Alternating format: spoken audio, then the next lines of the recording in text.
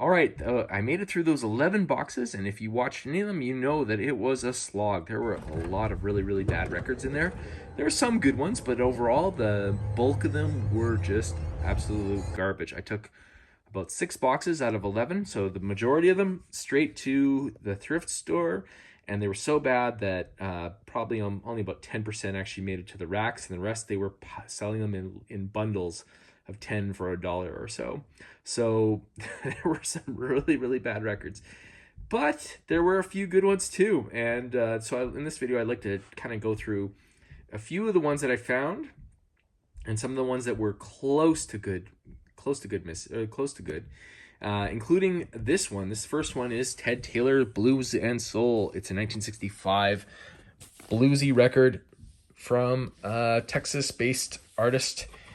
And this is a pretty cool record. It's a stereo copy, would be a stereo copy, and probably sells for Discogs for about $90.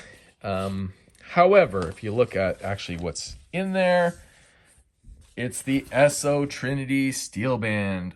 And so not quite the same record. Unfortunately, I would have had a really great find here. Just a cool record. Maybe I'll still try to see if I can sell the sleeve itself, because the sleeve is in pretty great shape. You do have a little hole in there, and you do have a little bit of just a little bit off-centered, but otherwise really nice copy of the cover. Now, the second one is always on the top list of greatest albums of all time. This one is a 1965 or 66, I forget. Mono first pressing, Canadian pressing. And again, that's a nice close-up of Al Jardine. This one would be great. However, there's a little bit of wear and tear on this one. So this one is probably not worth much of anything. Somebody might want to buy it just for the sake of having an early copy. I don't think it's really worth anything. So that's a sad one to see. And this one was the first sort of one that I was really stoked to get, or maybe it was the second one. Talking Heads, Speaking in Tongues. Of course, this has their really well-known song. Which one is it? It's got the really one, Burning Down the House, of course, which is a classic, and this one is probably a $20 or $30 record. The cover's a little dinged up, but overall in pretty good shape. The vinyl itself is great, so I'm very glad to add this to my collection. I've only got one of their Talking Heads, and they're not one you see around very often, so pretty stoked. Johnny Cash. I found one flip side of having records in the wrong sleeves is this was in one other one. I didn't even notice it looking back on the videos where it was. This is the Johnny Cash Show, and it's not a perfect copy, but a nice enough copy. However, without the sleeve, it's not quite the same. You can see it's got a little bit of some fingerprints and some wear, but otherwise this is easily a good enough record. It's not like an essential Johnny Cash one. It's a sort of mid-tier, and but I'm glad. I'll look for it, and maybe I'll hold on to this one for a little bit until I find a sleeve that matches. You find scratched up Johnny Cash records all the time. Hard to find them in really great shape. Now this one was a kind of a surprise to me at how good it actually is. Mother Nature's Son, Ramsey Lewis, jazz pianist. So later in 1968, he was tasked by Chess Records with performing songs off of the White Album, the Beatles' White Album, and including Mother Nature's Son. And what's really cool about this is that it's not just they didn't pick like Hey Jude or whatever, the easy ones, or like the ones you'll know, but there's some kind of like deeper cuts. So Rocky Raccoon, Everybody's Got Something to Hide Except for Me and My Monkey, Sexy Sadie, and Good Night. So he does some really cool stuff. Occasionally it veers into the cheese territory, but for the most part, Ramsey Lewis rescues it every time he's playing. It's awesome. I really like it. Some parts of it really just actually slap. It's really good. I've listened to that a few times already. Really happy to have that. And that was the second Canadian pressing, probably about a $30 record. Dave Brubeck Trio, Blues Roots.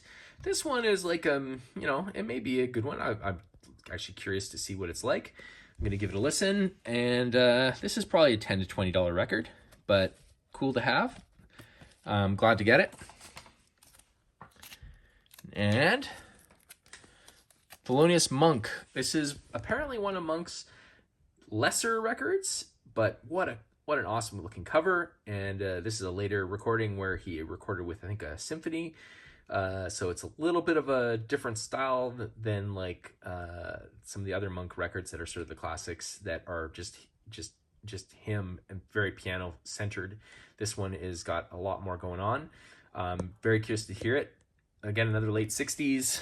I think it's a Columbia 2i. There's only, I think, one press. Maybe there's two presses of this, but this is the first pressing, first Canadian pressing. So it's probably a $20 record, or 20 or 30. Not one you see every day at any rate.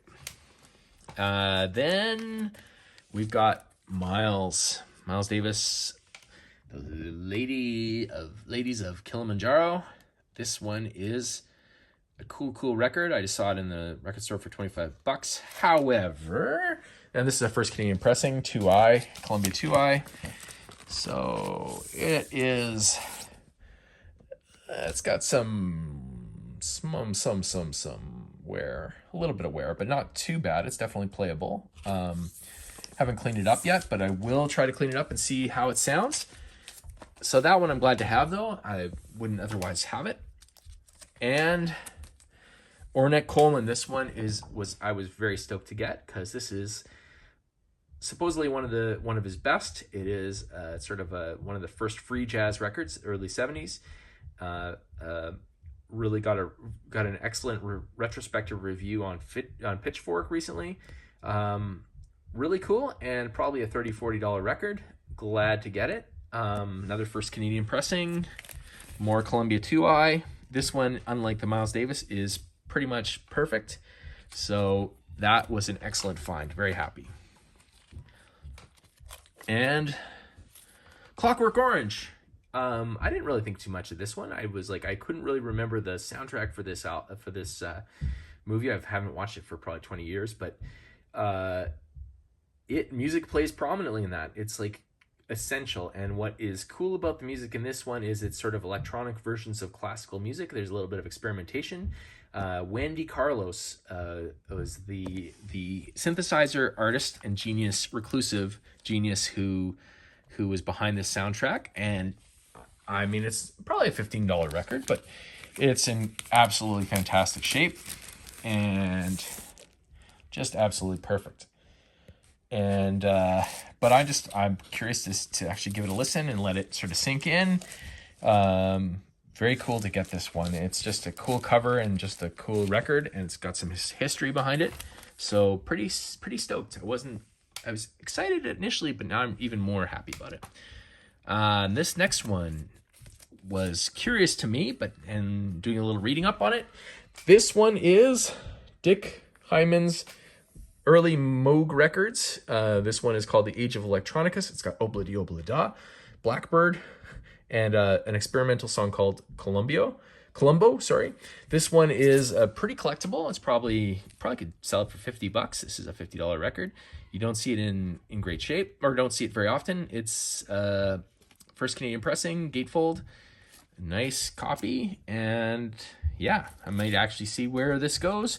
Might give it a few listens. I gave it one listen. I'm like, this is pretty cool, but maybe I'll try to sell it. Who knows? We'll see. But that one is a cool one to find. Now, this one I didn't really think too much about when I saw it. After all, it's just a test record, professional test record. This one is an STR 100, so this is like one of the very first test records, professional test records. And I actually found another record. I found an instruction manual for a stereophonic phonograph, a Columbia drop front. I think this might have been in a radiogram or something like that. And this probably came with it. So I'm guessing this is probably like early 1970s. And you do see these are for sale around between $20 and $50 on Discogs. There's not many of them, but this one is unique in that it is still sealed. It's just absolutely never been opened. And that one, I mean, they've sold for as much as $150.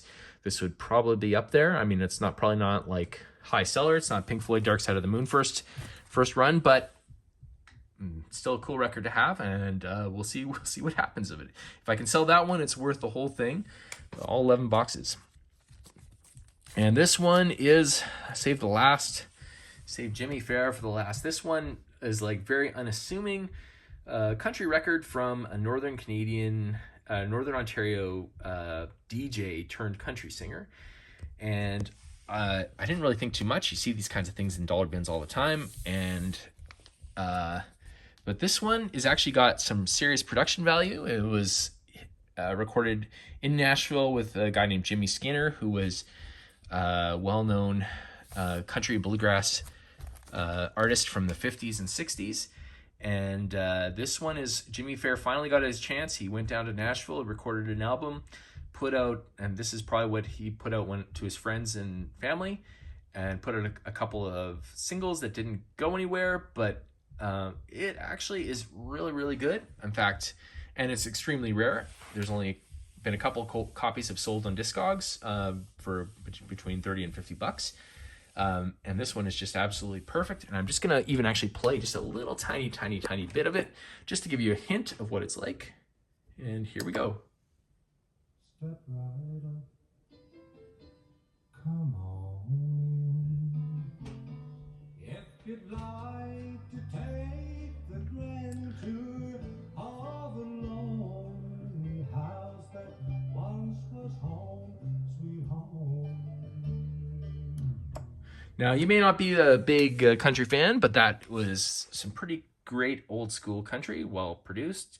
Singing's really nice. So I'm going to give it a few spins and see if I want to hold on to it. It's just such a unique little piece of history to have this in your collection, and, you know, may or may not be able to sell it. It may not be worth anything, or it may be worth something to a lot to somebody, but just a really cool find, the kind of thing you find when you do these kinds of digs, and you never know what you're going to get. So, you know, I went through 700 records, got about 10 that are really cool. I got a few others that I'm going to hold on to, or ones that upgraded the versions in my collections, but this is just an example of what you can find.